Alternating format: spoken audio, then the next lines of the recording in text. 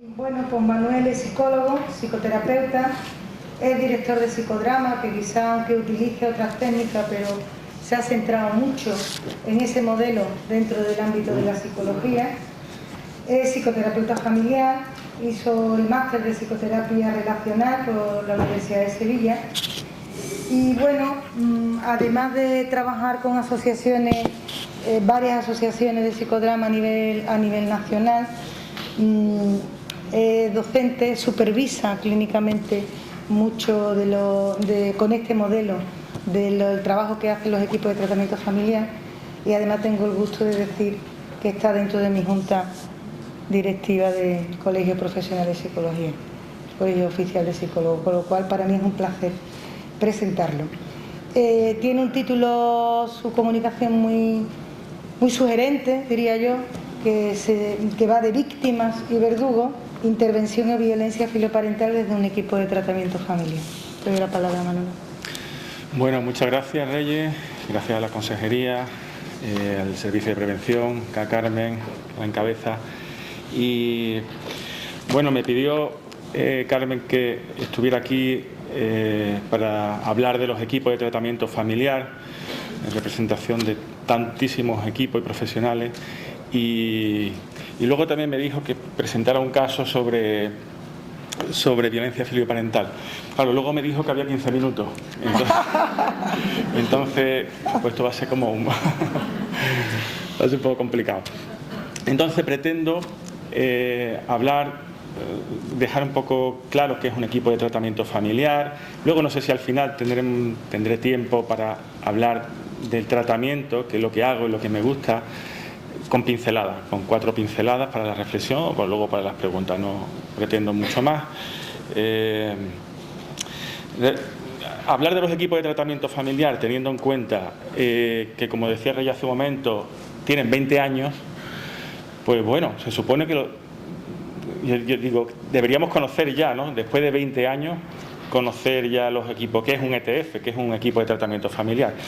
Sin embargo, tenemos que estar todavía explicándolo, ¿no? En mi experiencia, sobre todo en el ámbito quizás educativo, sanitario, hospitalario, quizás todavía no saben, quedamos muchas veces asombrados en que tenemos que estar explicando todavía después de 20 años. Pero bueno, quizás estos foros son muy importantes y que se repitan, ¿no? Pues para explicar, ¿no? Para dar la oportunidad para volver a explicar o repasar o poner en común, ¿no? Pues un programa de tratamiento familiar que lleva 20 años, consta de 2 subprogramas. Voy a elementos básicos, me voy a borrar toda la historia que hay detrás, pero hay 2 subprogramas que son muy importantes y básicos: el de riesgo social y el de reunificación familiar. Por la cantidad de casos, el de riesgo social es quizás sea el programa estrella, el más importante, el que aglutina el 90-95% de los casos, ¿no? Que con una serie de objetivos y de finalidad que veis ahí en la diapositiva: mitigar, eliminar los factores de riesgo, capacitar a la familia para una correcta atención, darle autonomía, y con una finalidad de la integridad familiar. Nosotros consideramos que donde mejor puede estar un menor es con su familia, siempre y cuando la familia esté bien. Entonces, pero partimos de esa base.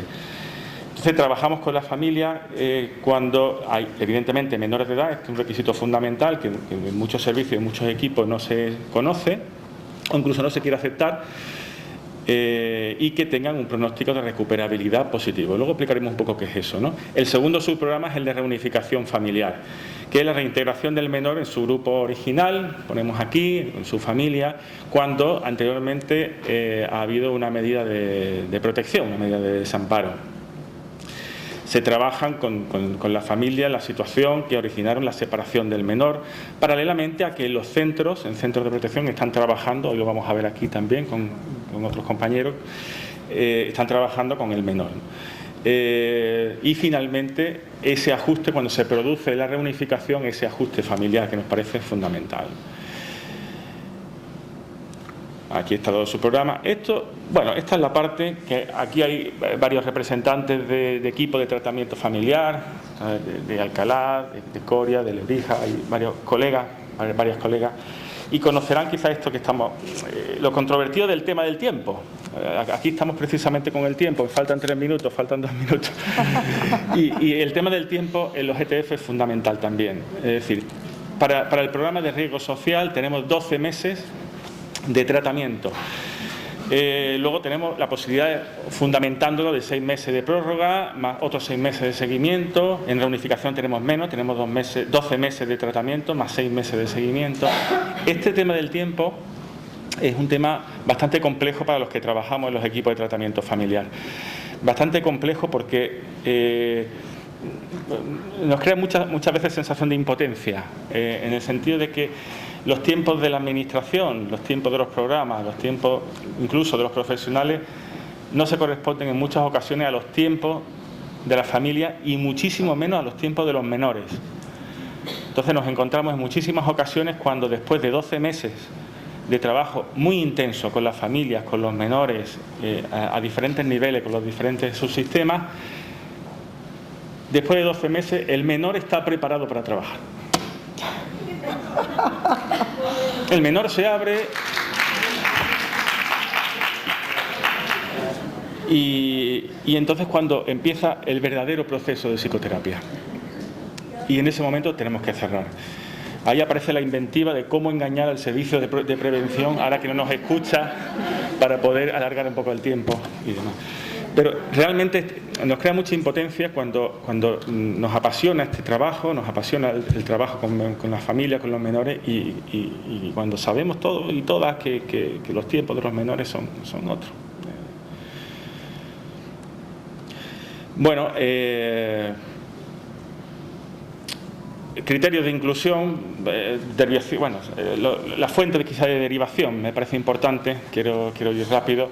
La fuente de derivación, nosotros nos vienen los casos derivados del servicio de protección de menores, sobre todo los casos de reunificación, y de los servicios sociales comunitarios. Son las dos fuentes de derivación. Siempre trabajamos con la metáfora con nuestros usuarios del sistema de salud, que como lo tenemos más interiorizado, pues nos sirve, ¿no? como metáfora, ¿no? Del médico general y los especialistas, ¿no? Los especialistas no podemos ir llamar a la puerta directamente, tenemos que ir a través del médico general. Pues esto es un poco igual, aquí el médico general sería el servicio sociales comunitarios y nos derivarían en determinadas situaciones al equipo de tratamiento familiar en los casos de riesgo y en los casos de reunificación el servicio de protección de menores.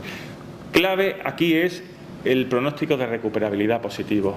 Es fundamental, porque si el pronóstico no es positivo, directamente se tomarían medidas desde otros servicios, de servicios sociales comunitarios, por ejemplo. Entonces, el que haya posibilidades de trabajar con las familias mínimas es fundamental, que muchas veces esto lo obviamos, ¿no? Y nos llegan casos que prácticamente nos llegan para informar, ¿no? Entonces, el proceso de derivación es fundamental aquí, es sumamente importante. Voy a pasar cosas aquí. Características de las familias con las que trabajamos, escasos factores de protección, apoyo social, familias multiproblemáticas.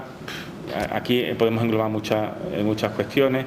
Historia previa de desprotección, maltrato, negligencia en cuidadores. Ya nos encontramos, después de 20 años de programa, nos encontramos en muchas ocasiones como los padres que nos llegan han sido niños con los que se han estado trabajando en servicios sociales o en equipos de tratamiento familiar. Esto, además de recordarnos lo viejos que empezamos a ser o que somos,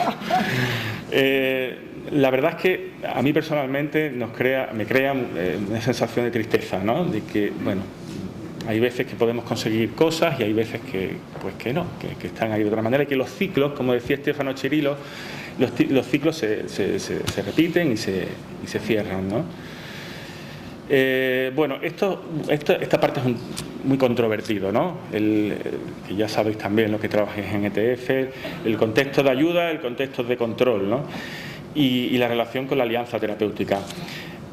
Nosotros no somos una consulta privada donde la gente nos llega, nos llama a la puerta y nos buscan, como sabéis. Entonces nos llegan para que hagamos un trabajo y para que luego podamos informar a la Fiscalía de Protección, a la Fiscalía de Reforma, al Servicio de Protección de Menores, a determinados juzgados. Entonces, evidentemente, el contexto de control está muy presente y, lógicamente, somos contexto de ayuda.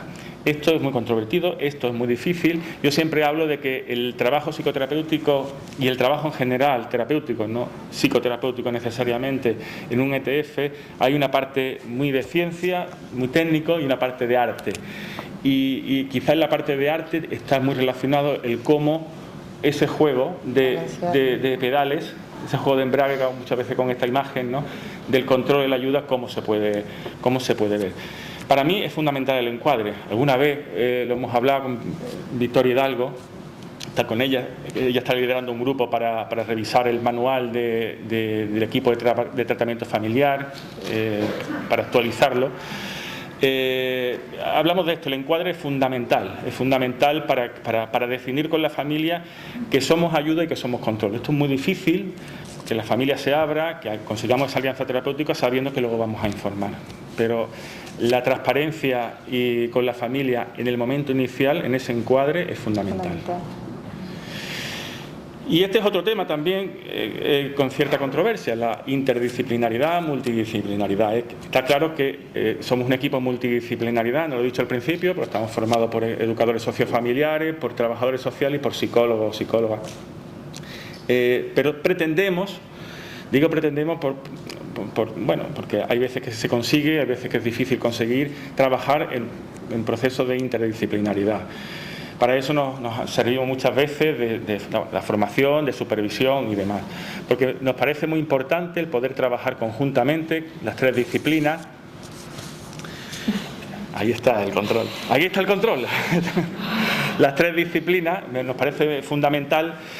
Pero bajo mi punto de vista es importante trabajar con las tres disciplinas, pero no perder el rol. Es decir, hay tres roles y tenemos que aprender a trabajar de manera ajustada, pero sin perder el rol de cada cual.